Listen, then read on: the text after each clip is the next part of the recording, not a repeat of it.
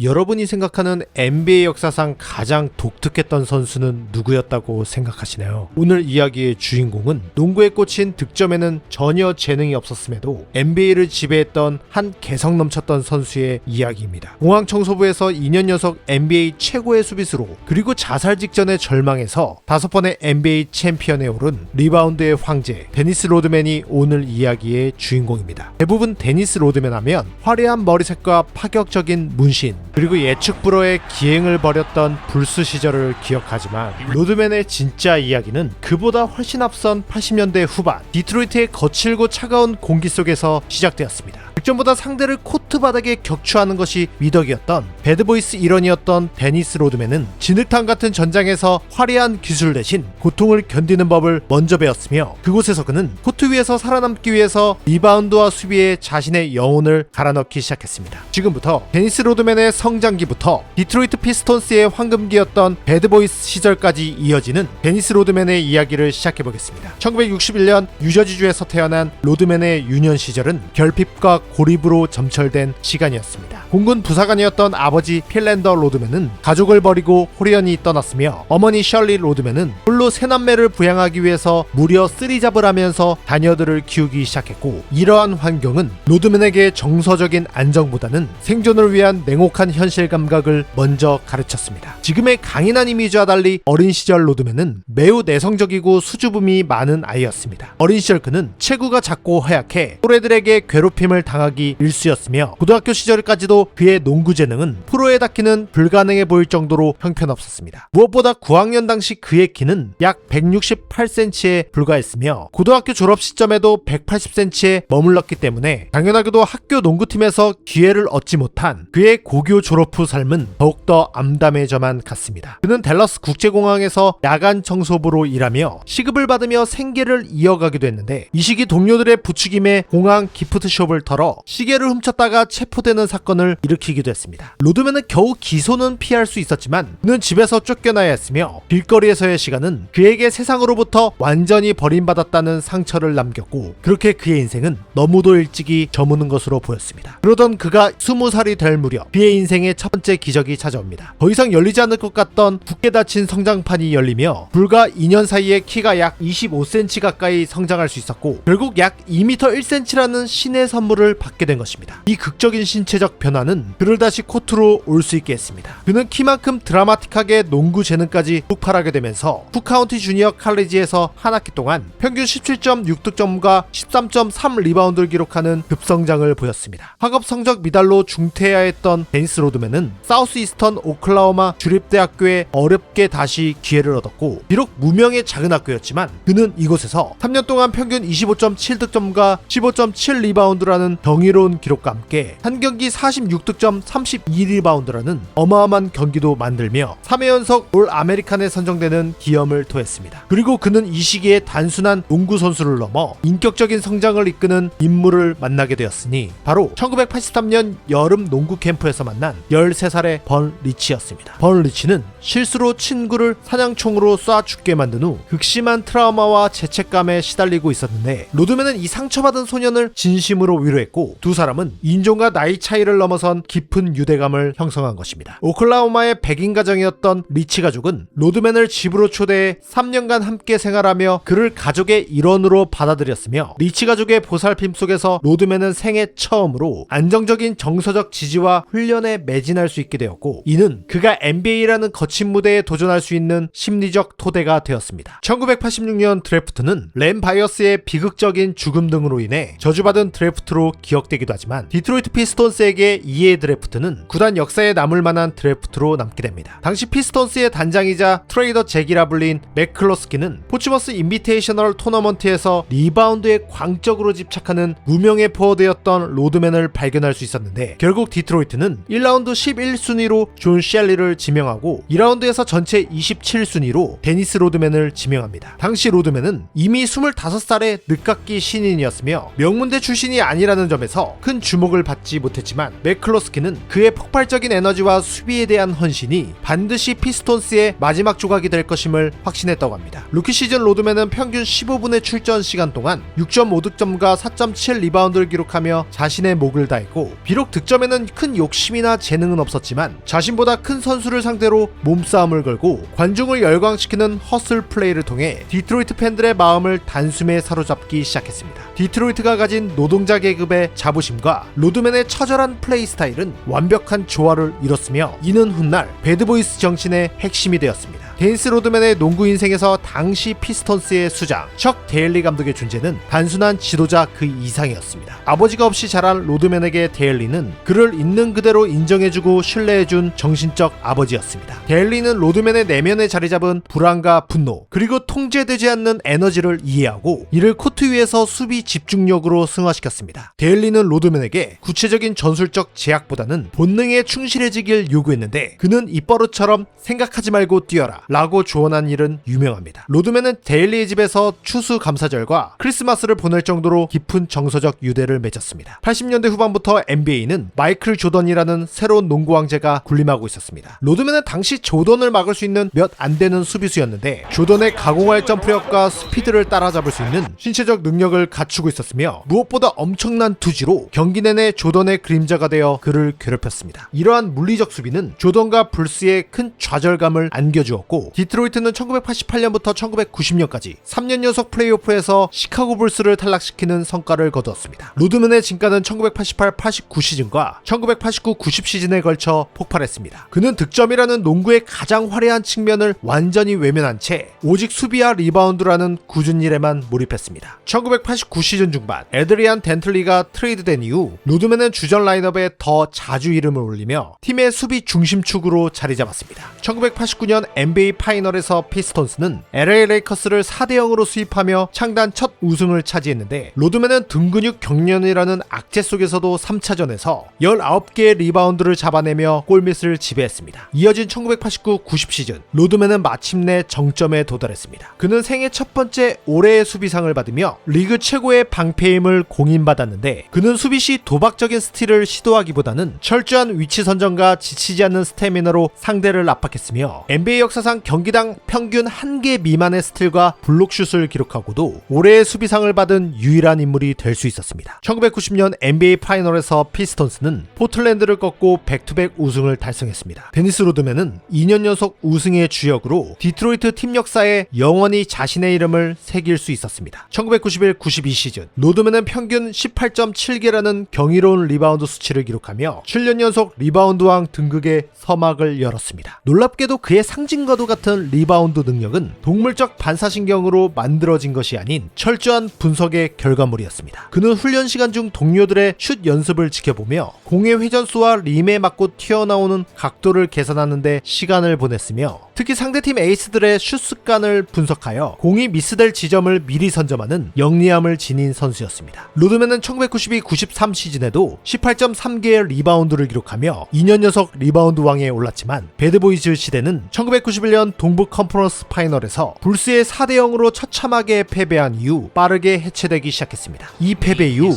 팀의 구심점이었던 핵심 선수들이 노세화와 트레이드로 흩어지기 시작했고 무엇보다 로드맨의 정신적 지주였던 척 데일리가 1992 시즌을 끝으로 사임한 사건은 로드맨을 심각한 심리적 공황 상태에 빠지게 했습니다. 로드맨에게 척 데일리의 이탈은 단순한 감독의 사태가 아니라 아버지가 또다시 자신을 떠난 것 같은 고통이었을 것입니다. 이 시기 로드맨의 사생활은 붕괴되고 있었습니다. 개인적으로도 1992년 결혼 후 82일 만에 이혼에 이르렀고 이어진 딸 양육권 분쟁은 그를 코트에서 집중할 수 없게 만들었습니다. 1992-93 시즌의 로드맨은 여전히 코트 위에서는 최고의 리바운더였으나 라커룸에서는 통제불능의 문제아로 변해가고 있었습니다. 1993년의 디트로이트는 더 이상의 로드맨의 안식처가 아니었습니다. 그의 정신적 지주였던 척 데일리 감독은 이미 팀을 떠났고 배드보이스의 영광을 함께했던 동료들도 하나둘 흩어지고 있었습니다. 로드맨은 팀 훈련을 거부하고 무단 이탈을 반복하며 구단 수뇌부와 정면으로 충돌했고 디트로이트 입장에서는 분명 리그 최고의 리바운더였지만 언제 터질지 모르는 시한폭탄 같은 그를 더 이상 품고 갈 수 없었습니다. 사실 로드맨에게 척 데일리는 단순한 감독이 아니라 어린 시절 자신을 버리고 떠난 아버지의 빈자리를 채워준 인물이었기 때문에 그 구원이 사라진 피스턴스에서 로드맨은 또다시 길을 잃은 어린아이처럼 방황한 것입니다. 결국 1993년의 어느 추운 날 밤 그는 로드맨은 디트로이트 팰리스 주차장에서 장전된 소총을 둔 채 자살 소동을 하는 극단적인 상황에 내몰렸습니다. 하지만 그 지독한 절망의 끝에서 그는 죽음을 택하는 대신 과거에 순종적이었던 그를 죽이고 세상의 시선으로부터 완전히 자유롭게 다시 태어나기로 결심합니다. 결국 1993년 10월 1일 NBA 판도를 뒤흔든 대형 트레이드가 성사됩니다. 디트로이트는 로드맨을 샌안토니오 스퍼스로 보내는 대신 당시 팀의 핵심이었던 올스타 포워드 션 엘리엇을 받아온 것입니다. 그렇게 팰리스 주차장에서 총을 내려놓은 로드맨은 완전히 다른 사람이 되어 샌안토니오에 도착했습니다. 로드맨은 농구계의 보수적인 시각에 정면으로 도전하듯 머리를 백금색으로 염색하고 온몸에 문신을 새기기 시작했는데 당시 흥행했던 영화 데몰리션맨의 웨슬리 스나이프스 캐릭터에서 영감을 얻은 이 스타일은 순식간에 그의 상징이 되었고 이후 그는 무지개색을 넘나드는 화려한 염색과 피어싱으로 자신의 내면을 표현했습니다. 샌안토니오 스퍼스는 당시 데이비드 로빈슨이라는 독보적인 리더를 중심으로 한 모범생 군단이었습니다. 팀의 실질적 운영권을 쥐고 있던 그렉 포보비치 단장 역시 위계와 서열을 중시하는 인물이었습니다. 이러한 환경에서 로드맨의 등장은 그 자체로 거대한 충격이었습니다. 포보비치 단장과 로드맨의 관계는 마치 불과 기름 같았으며 포보비치는 로드맨을 폭탄과 같은 존재로 보았고 로드맨은 포보비치를 자신을 억압하는 권위주의자로 보았습니다. 리더 로빈슨과 로드맨의 관계 역시 매끄럽지 못했습니다. 로빈슨은 로드맨의 천재적인 리바운드 능력은 인정했으나 그의 기행이 팀의 정체성을 해친다고 판단한 것입니다. 팀 내부의 극심한 갈등과 기행에도 불구하고 코트 위에서의 로드맨은 여전히 리바운드의 지배자였습니다. 그는 샌안토니오에서의 2시즌 동안 모두 리바운드 1위를 차지하며 자신의 가치를 숫자로 증명했습니다. 특히 1993-94 시즌